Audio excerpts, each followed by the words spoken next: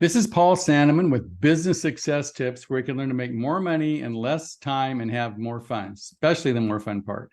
I have Brian Kaskavalciyan with the Wealthy Contractor Podcast, who does a lot of other stuff too. So, Brian, tell me about what you do and how you got in this business. Well, what I do is I help contractors like you make more money and take more time off, build a business that works for them rather than them being a slave to the business. And I've been in home improvement for 30 plus years. I've owned home improvement companies. I've provided services to home improvement companies for the last 14 years. And through the Wealthy Contractor, we have programs where we help contractors with making more money and creating businesses that work for them. Okay. That's the quick version, Paul. That's the really quick version. Okay. You have a new book out, right? Yes. I have a book called The 7 Secrets to Becoming a Wealthy Contractor. Well, the obvious question, Brian, is let's hear the 7 secrets. Well, you want to go through all of them? Absolutely. I'll rattle them off. I'll tell you what, I'll rattle them off. I'm curious, there's 3, there's always 2 of this, 5 of that. So the 7 secrets, just rattle them off. I want to hear. All right. Okay. So here's what's important. Each one builds on the next. Okay. So number 1 success secret is you got to know what you want. What do you want to get out of your business? How much money do you want to make? How much do you want to work? How much time do you want to take off? What does all of that look like? Because when we know how much money you want to make and we know what the business looks like for you, then we can go and we can design that business for you. You can do it yourself. It's basically, if I want to make $1 million a year in income, net income, okay, now let's figure out how many jobs do you need to sell? How many leads do you need to issue? How many crews do you need for install? And blah, blah, blah, on and on and on. And we can build models and charts to that. The second, I have a quick comment for that. Yeah. So I always say you need the right vehicle, right? So if you want to go to the moon, you can have the world's fastest, coolest car. It will not get you there, right? That's right. Yeah. On the other, even a crappy rocket ship is better than a good car. On the other hand, if you want to go fast on a freeway, a good car is better. So if you want to make like $100 million, an IPO might be the way to go, but you're never going to make it as a contractor, right? Yeah. So I guess the vehicle, your business, needs to be appropriate with the goal, right? Well, yeah, but the goal comes first. See, right. this is the thing that I find with people is they'll always come to me and they want to know, okay, Brian, how do I want a $10 million business. My first question always is, well, why do you want a $10 million business? And most people, it's kind of funny. I was this way. They can't really give you a good reason. So I want a $10 million business. Well, because it sounds good or because, I heard this guy at a seminar talking about the great life he has because he has a $10 million business. What I want to know is, how much money do you want to make? What will it take for you to live your ideal lifestyle?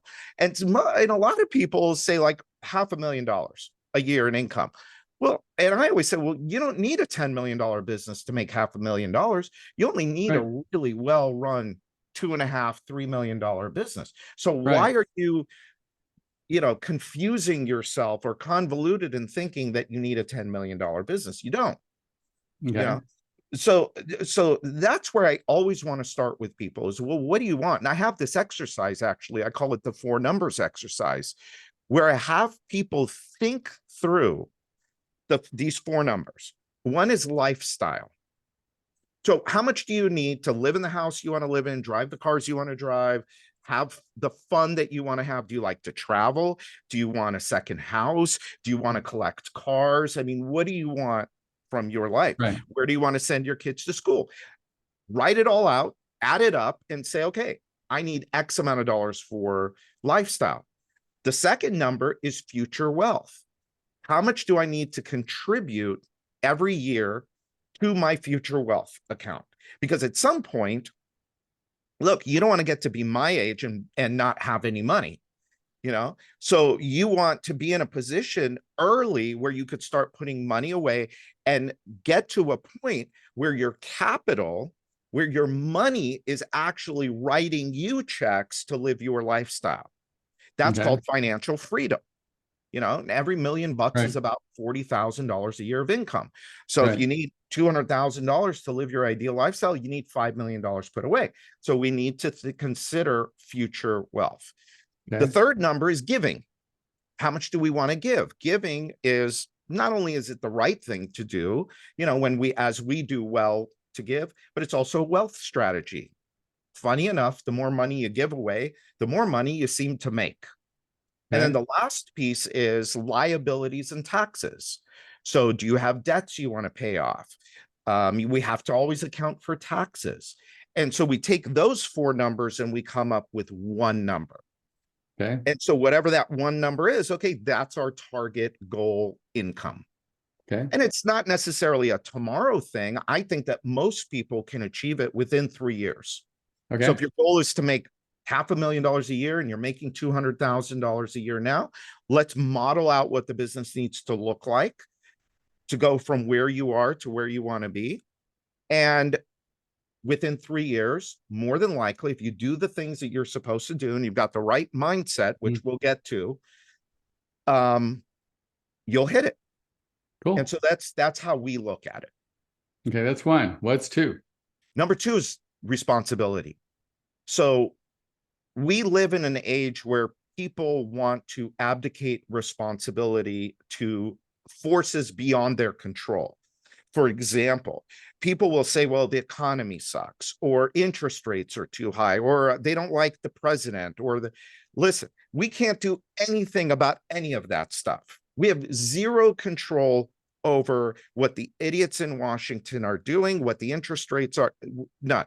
The only things we have control over are the thoughts we think, the beliefs we hold true, and the actions that we take. And so 100% responsibility means whatever my outcome is today, if I'm not making the kind of money, if I don't have the business that I want, if I'm not selling at the appropriate levels, don't place blame and make excuses. Look in the mirror. So you can't be a victim. All about personal responsibility. If I don't hit my numbers this month, I'm not going to go yelling at my team. I'm going to look at myself and I'm going to say, well, what could I have done better? Number 3 is, how committed are you? So if you want to make whatever, $500,000, the numbers, by the way, don't matter. It doesn't matter if you want to make 200 a year, 500, $1 million, 10 million. The strategies are all exactly the same. So let's just say your goal is to make $500,000. Well, how committed are you to making that happen? On a scale of 1 to 10, 1 being, I really don't want it that bad. I'm not really willing to do anything to make it happen. That's a 1. A 10 is, I'll crawl over broken glass. I will do whatever it takes to make this happen. Of course, within legal, ethical, and moral bounds. That should go without saying. And so, how committed are you? And if you're not a 9, at least a 9, I think you need to be a 10. But if you're not at least a 9, forget it. You ain't gonna, we don't get what we want. We get what we'll commit to. It's like the why versus the how-to. The why is way more important than the how-to. Way more important. You were absolutely right.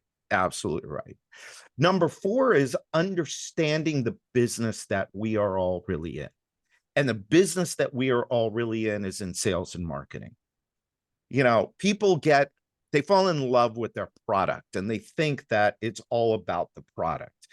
And it to some degree it is, but really what we do is we solve problems for profit. And so the product itself doesn't matter so much. It's you have to become a marketer of, like, if a lot of my clients are in the roofing business, window business, one-day bath business. So we're in the business of marketing and selling fill in the blank, services. I've been trying to convince contractors forever that they're a marketing company that funds the marketing with the product or service. Because if you look at any successful company in this particular culture in the US, it's a marketing company. It's a marketing with some kind of product or service. Yeah. Absolutely. So it's number 4. Number 5 is, oh shit. Number 5 is either, wait. I'm pretty sure it's time. Hold on. Yes, time. So the wealthy contractor has control over their time. And what this means is you determine the best use of your time. And so too many contractors are stuck in 15, 20, $50 an hour activities. They're doing things that have no leverage. Right. So what we're always looking for is how do we replace low value activities with high value activities? Right. And the way to know the difference, and this is the whole Michael Gerber working on your business versus working in your business. Right. So an example of working in your business is running leads. As an owner, if you are running leads, one, you're probably not nearly as effective as you could be if you had a team, right? Number 2 is if you're sick or distracted or want to go on vacation, nothing gets sold. And so if you're running leads, that's a low value activity. If you work on creating a sales team, that's a high value activity. Creating a sales system for how we go into the home and sell. Right. That's a high value activity. And so when you start to eliminate the low value activities and you start to replace them with high value activities, your world completely Your changes. leverage. I mean, I'm sure you've heard the story that the reason most people don't take time management is no time, right? So it's like the classic that you got to learn how to leverage your time, and you get paid for what you do. I tell people, like, if they're visiting architects, it pays $5,000 an hour. If they're, hammering a nail, it's like $50 an hour. Make a choice. Yep. Okay. That's number 5. Number 6, and I think number 6 and number 7. So now we're getting into everything else has been foundational, right? Now, number 6 is mindset. So I'm a big believer that 90% of success is mindset, 10% skill set. You can go, a little bit down, a little bit up, however you want. From my experience of 30 plus years, it's more mindset than it is anything else. It's what you believe. So if you believe that, oh, my customers will never pay that much. So we teach our clients how to be premium priced providers, meaning they're probably going to be the most expensive company in their market. Now, there's a difference, though, between being expensive and providing value. So we want to sell the value. And if we're going to sell our value, we got to charge the right price because value costs money. And so if I, in my head, think, well, my customers are cheap, they'll never pay that, then you'll never be able to break out of the low cost provider mentality. Right. And so that is the thing we want to work on. The other side of it too is, look, everybody's got a financial set point. So whatever we make now, you and me, even we have set points. So wherever your income is right now, that's your set point. And so if, let's just say, again, the numbers don't matter, but let's just say you make $100,000 a year now. But your goal is $500,000 a year. That's a big leap, hugely, even from 100 to 200, it's a huge leap. The only way you're really ever going to get there is if you get there in your head first. Right. So if you're not $500,000, if you're not worth $500,000 in your head, you can try as hard as you want. You can work as long as you want. But if you don't work on this first, you're never going to get there. I found this out the hard way. So Brian, how do you work on this? Oh, so that's a whole, we can talk for days on that. But basically what you have to do, and this is hard for people to do, is you have to stop, you have to put time aside, and you have to listen to what you are thinking. You have to listen to your thinking. What is going on in your head? You have to put up a goal of, let's say, again, you're making 100, you want 500,000. You have to sit and listen to what your brain now starts to tell you. Oh my God, this will happen or that'll happen. And this person won't like me anymore. Rich people are evil, right? Rich people are bad. Yeah, that's right. I had, my parents, God bless them, they're beautiful people, but they had an us and them mentality. So there's us, we're just middle class, we're good. But then there's the rich, they're different. They're not necessarily evil, but they're just different. Okay. They were lucky.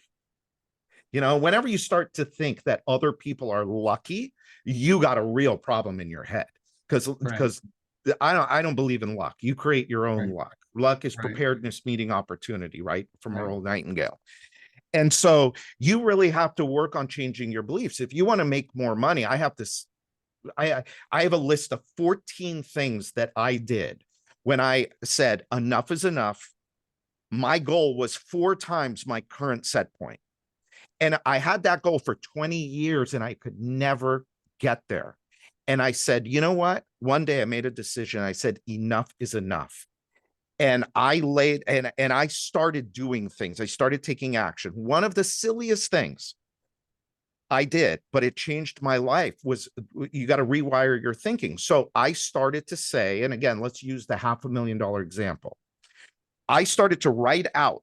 I got a notebook, and every morning for 15 minutes, I would sit in my notebook and I would write, I am so happy and grateful now that I'm earning, and you just fill in the blank. I'm so happy and grateful now that I'm earning, and you just write and write and write and write. Now, what this does is it helps to rewire your brain.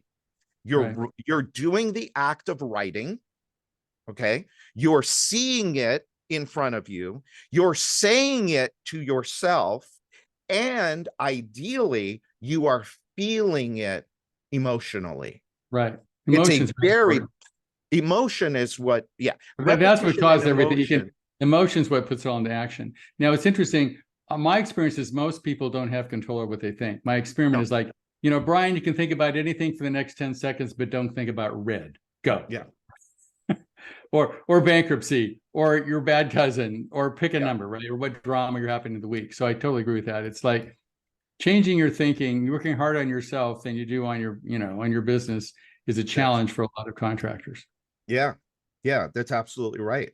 But that is what will change your business and change your life.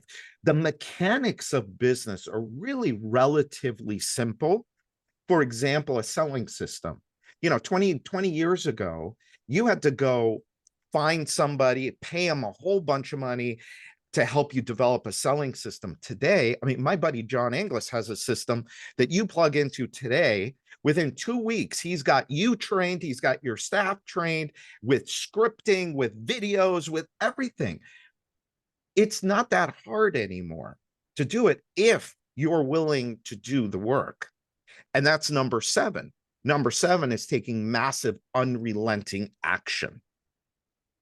Right. Because you can't keep doing the same things you've been doing, because you'll get the same results. In order to get new results, you've got to take new action, and you've got to take bold action. And it's going to be scary, and you're going to come up against resistance. But you mentioned it earlier, when resistance comes up, it's not a bad thing. You just have to fight your way through it. It's all about your why. Well, why am I doing this? It goes back to, what do I want? Do I believe that I am wholly 100% responsible? See, because the responsibility thing is really important, because it levels the playing field.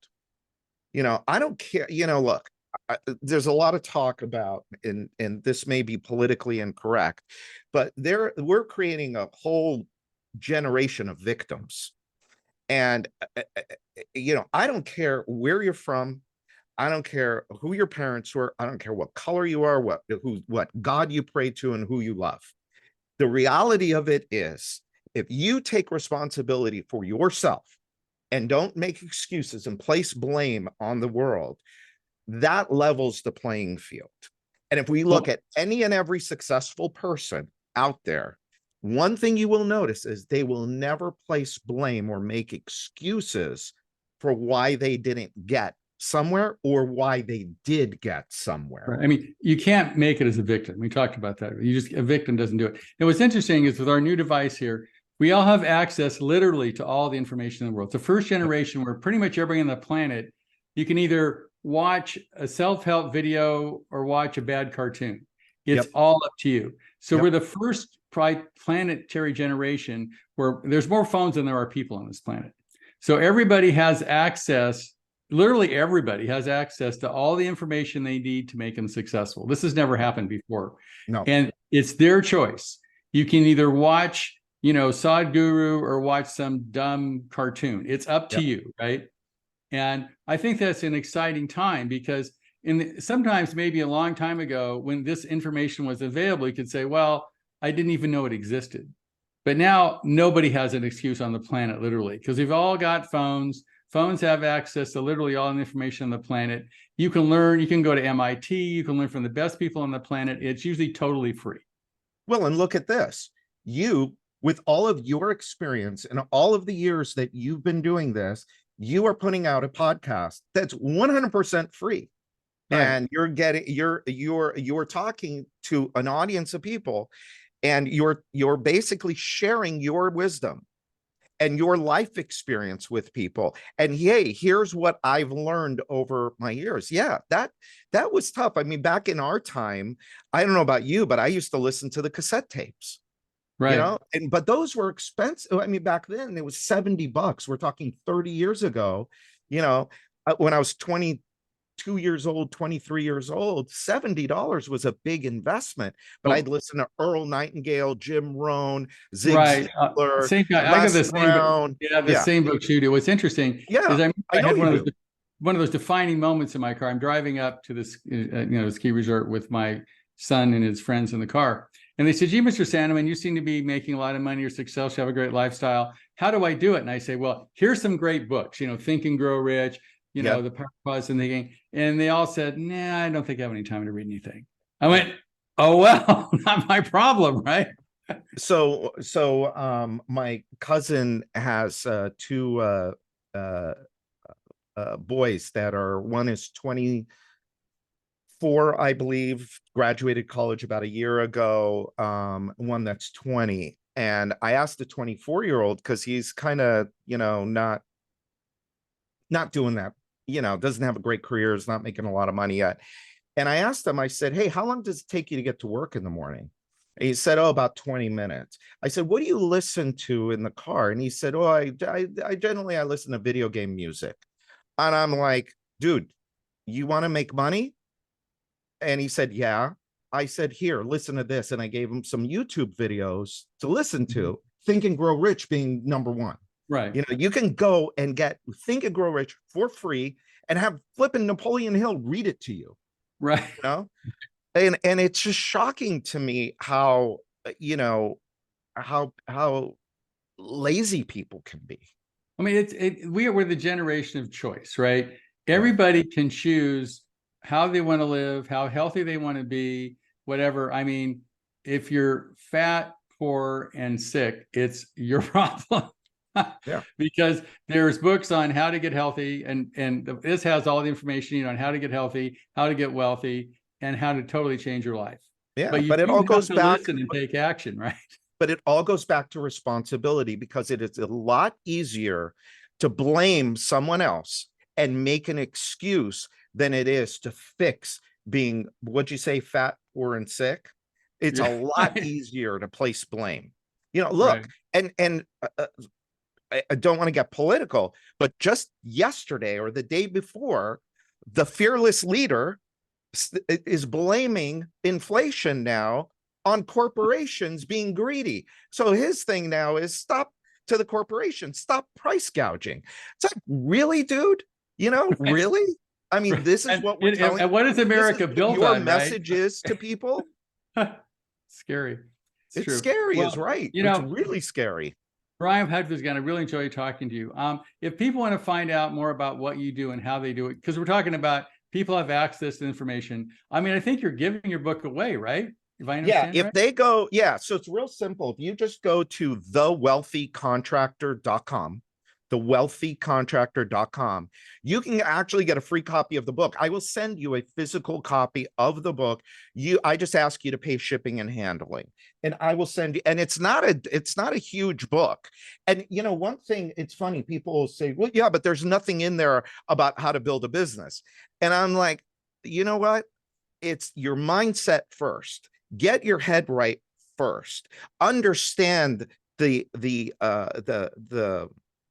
foundational elements that need to be in place. Then we can go to work on the actual things in the business. Because if I give you, if I just hit you with all these marketing strategies, but you don't understand what it is that you want, you don't take responsibility for yourself. You're not committed. You don't understand what marketing is. You have zero control over your time. Your mind is all off thinking, the same crap you've been thinking for the last 25 years, and you're not willing to take action. All of those marketing strategies mean nothing. Nothing. Everybody wants that. Tell me how to get the next lead.